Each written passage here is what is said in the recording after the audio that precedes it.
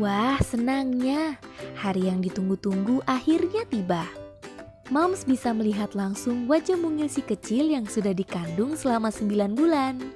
Beragam luapan emosi pasti dirasakan ya Moms, mulai dari rasa bahagia hingga rasa lega. Namun, jangan kaget ketika Moms juga merasakan emosi negatif. Seperti khawatir, takut, atau bahkan sedih yang sulit dijelaskan penyebabnya. Kondisi inilah yang disebut baby blues syndrome. Moms perlu tahu bahwa sindrom ini cukup banyak dirasakan oleh ibu yang baru melahirkan. Bahkan, 70-89% ibu baru mengalaminya.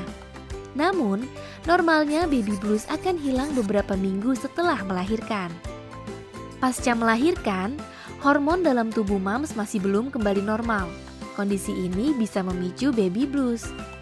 Selain itu, kehadiran si kecil juga membawa banyak perubahan drastis dalam diri dan kehidupan moms. Merawat si kecil membuat moms kurang tidur dan mengalami rutinitas yang berbeda. Hal-hal seperti itulah yang menjadi penyebab utama baby blues.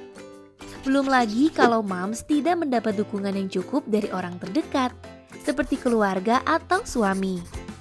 Bahkan mendengar komentar negatif dari orang lain juga bisa memperparah baby blues dan membuat moms semakin terjerumus ke dalam emosi negatif. Baby blues tidak boleh diabaikan moms. Jika dibiarkan berkepanjangan dan tidak ditangani, moms beresiko mengalami depresi kronis pasca melahirkan atau postpartum depression. Gejala postpartum depression hampir mirip dengan baby blues, tetapi lebih intens dan parah. Gangguan kesehatan mental ini juga menyerang 10-15% ibu yang baru melahirkan.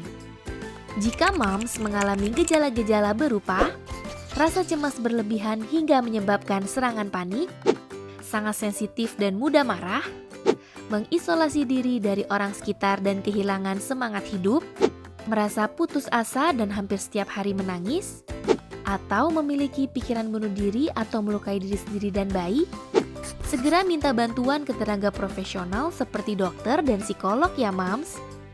Postpartum depression sangat berbahaya dan harus segera diobati. Dokter atau ahli biasanya akan memberikan rekomendasi pengobatan atau terapi sesuai dengan tingkat keparahan kondisi moms. Selain berkonsultasi dengan ahli, moms bisa mencegah agar baby blues yang dialami tidak menjadi postpartum depression dengan cara berikut. 1. Menumpahkan keluh kesah yang moms miliki kepada orang terdekat, misalnya kepada dads. 2. Tidak malu meminta bantuan jika moms merasa kewalahan melakukan pekerjaan rumah dan mengurus si kecil. 3. Lakukan me time atau keluar rumah untuk melepas penat, meskipun hanya sekedar jalan-jalan di sekitar rumah. 4. Memprioritaskan waktu tidur. Cobalah untuk ikut tidur ketika si kecil juga sedang tidur ya moms. 5. Konsumsi makanan sehat dan bernutrisi. 6. Mencari teman berbagi. Moms bisa ikut komunitas di forum aplikasi teman bumil atau berbagi cerita dan mendapat dukungan dari para moms lain. Moms, jangan pernah merasa sendirian ya.